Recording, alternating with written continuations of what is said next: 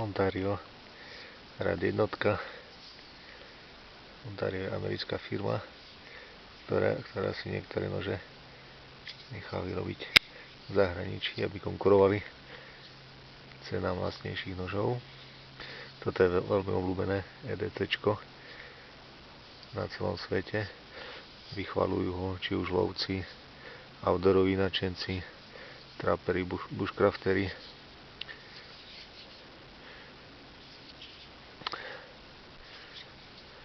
Jeho obľúbenosť tkvie hlavne v tom, že je veľmi ergonomická, dobre sa drží. Už ako pomenovanie hovorí, tak z diaľky pripomína, alebo podľa toho to aj pomenovali, takého prikrčeného potkana. Plochý výbrus, zitlová rukoveď, pričom niektoré nože majú konštrukciu iba z rukovete, tú hlavnú časť.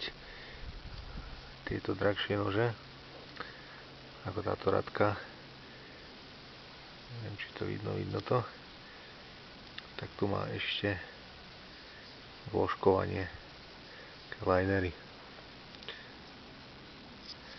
Vlastne princíp, podľa toho sa aj zatváranie tohto systému volá liner lock, pričom jedna táto vložka je uvoľnená a tá vlastne pridržuje tú čepa v otvorenom stave. Keď chceme otvoriť, tak ju potlačíme smerom naspäť a nôž nám pekne sa uzavre. Je pekne vycentrovaný na stred. To otváranie nie je až také ako niektorých nožov, že stačí fakt ten kolík otvárací posunúť a otvorí sa. A dá sa to spraviť aj iným ťahom, ale trvá razantnejšie. Kolík je oboj strany, či pre ľaváka alebo pre praváka. Je tu uchytenie na klip do vrecka, na nohavice alebo na nejakú výstroj, pričom môže sa upevniť 4 spôsobmi. Hore, raz, dva, dole taktiež na spodku. Je tu aj dierka na paracord, čo je veľmi dobre, keď to chcete na niečo zavesiť alebo na ruke, aby sa vám to nestratilo ako poistka.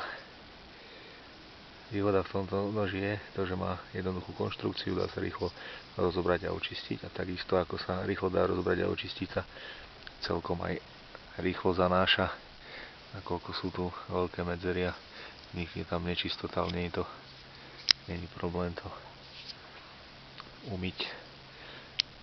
Vyrába sa v prevedeniach vo farbách čierna, zelená a hnedá, púštna. A videl som aj rúžové, možno sú ešte aj nejaké iné špeciálne edície odtiene, ale táto farba v skutočnosti je oveľa krajšia ako na fotkách alebo na videu bude vidieť. Taká pekná slabunko, ale nie úplne slabozelená, niečo medzi slabozelenou a zelenou kaki. Mne sa veľmi páči. Rad jednotka sa vyrába ščepelami aj začernenými. Ak by chcel niekto nejaký taktický nôž, aby sa neodrážali slnečné lúče. Potom ešte s nejakým pílovým alebo vlnovkovým ostrým, čo veľmi zase nie je populárne. Ja som siahol po tejto verzii, nakoľko čepel noža sa mi vždy páči, keď je takáto čistá, vyhladená a sú tam aj odlesky. Človek videl. No, teraz už má aj pokračovanie, tento nôž sa už nevyrába rad jednotka, ale rad dvojka. Samozrejme je o niečo menší a jednoduchší, ale aj lacnejší, ale práve výhoda tejto radky je v tom, že je dosť veľká, čiže plnohodnotne zastane funkciu záložného noža. Samozrejme nie je dosť na to pevná, aby sme ju porovnávali s nejakým pevným nožom, ale aj napriek tomu vydrží veľa. Samozrejme nejaký slabší batoning, čo by som veľmi nerobil, alebo nejaké štiepanie dreva. Asi by vydržala, ale nejdem to skúšať veľmi. V núdzových situáciách, čo sa mi páči, tieto vysúvacie kolíky, pomocou ktorým otvoríme čepel. Niektoré nože to dávajú do tej činnej časti čepele, čo tam pri niektorých situáciách zavadzia. Táto radka to má mimo toho, tej činnej plochy toho ostria.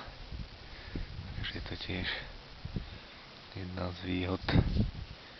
Dá sa rozobrať, vravím, veľmi jednoducho. Očistiť šrienky, vymeniť.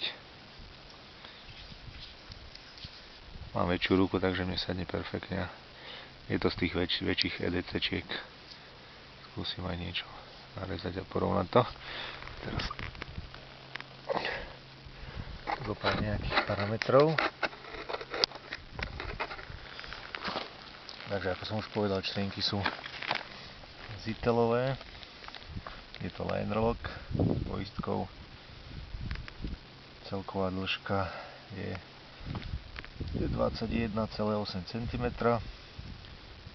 Ostrie má dĺžku 8,25 cm a v zavretom stave má dĺžku už 12,7 cm. Ešte som zabudol spomenúť váhu, čo je 143 gramov, čo je na takýto EDC zatvárací nôž dosť veľa, ale nakoľko je z tých väčších, patrí medzi tie väčšie EDCčka, tak aj tá váha musí byť samozrejme väčšia. Oceľ je AUS 8, ktorá sa dlhé roky vyrábala iba v Japonsku a potom začala vyrábať v iných štátoch. Konkrétne tento nôž, ako som už spomenul, je vyrábaný na Tajvane, čiže tí v podstate odobrali nejakú technológiu od tých Japoncov a kvalitou sa to podobá viac menej skoro japonskej výrobe, pričom tá japonská výroba samozrejme má iné ceny, ako sú schopní vyrobiť nejaký výrobok na Tajvane, ale bol som prekvapený kvalitou spracovaní, spracovanou ergonómiou a vzhľadom tohto noža. Skúsim spraviť nejaký taký malý testík, aj keď to nebude niečo extra veľké, iba také základné testovanie. Ešte som chcel spomenúť, chrbát noža má dobré hrany na Firesteel, tak sa veľmi dobre bude pracovať s Firesteelom, čo ho tiež, pričom táto funkcia tiež ovplyvnila to, že veľmi populárny nejakých bushcrafterov, zálesákov alebo nejakých ľudí, ktorí sa zaujímajú o prežitie.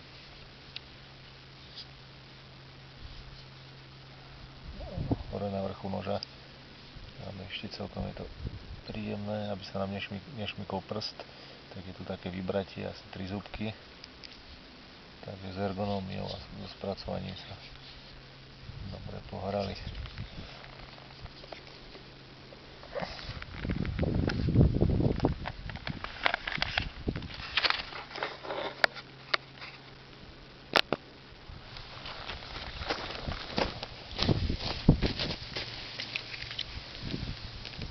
Firesteel, vyskúšame ako pracuje s Firesteelom. Trošku kôry, odrezy.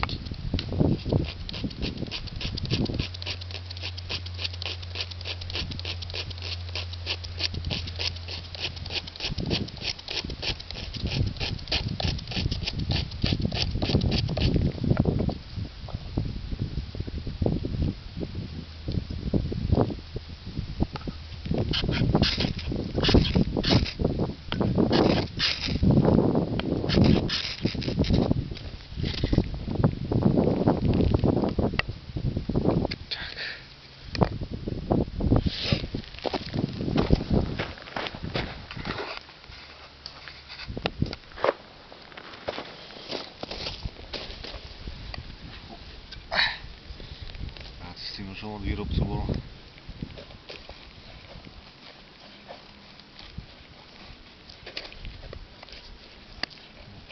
vybrúsený, takže som ho nebrúsil.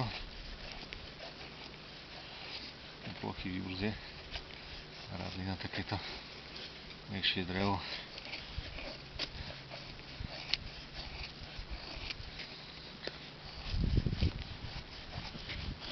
Trošku mi teraz vadí, že je zima, tak predsa viacej to drevo zohreje na ruke. Tento zitel.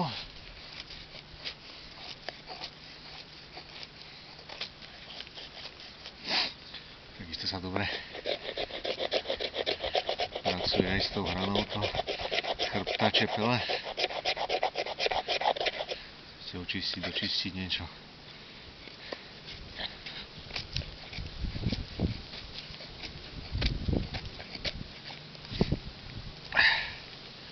Alebo niečo vyrezať. Nie je problém.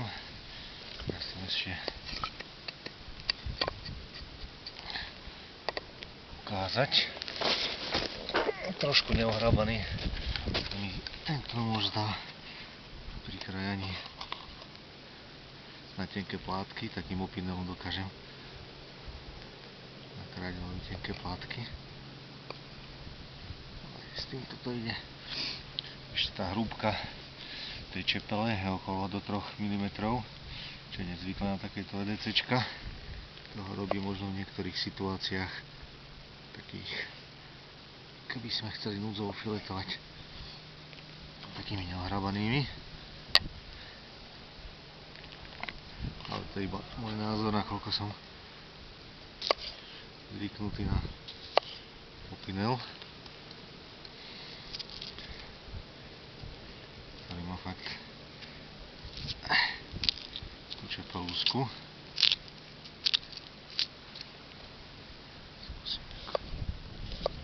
Dajú sa aj s týmto tenké orieska spraviť, ale nie je to také precízne ako zložení, ktoré majú menšiu čepelu.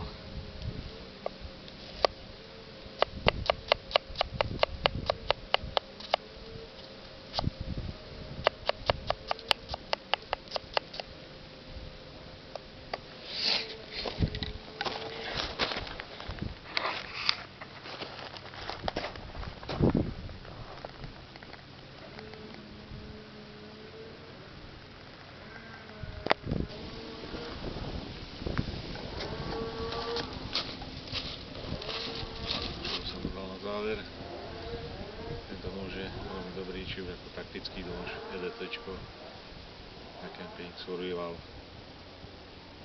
spoľahlivý, za dobrú cenu, dobre spracovaný, ergonomický, dobrá čepel, oceľ, cenovo dostupný. Ukladať sa dá jednou rukou. Cena jeho bude asi raz, keďže už sa nevyrába a je taký populárny, takže určite sa oplatí mať jeden v zbierke. Nielen v zbierke, ale mali ho asi do sebou. Musím ako everyday EDC, EDCčko na každý deň overeckúvaný. Skoro nevidno, nakoľko tieto fáky sú čierne, všetko, takže nebudete nejakú dozornosť, že máte u seba nôž, málo kto vie, že je to nôž, vyzerá to ako nejaké nárade a v prípade potreby ho otvoríte a nájdete takisto zložiť jednu rukou.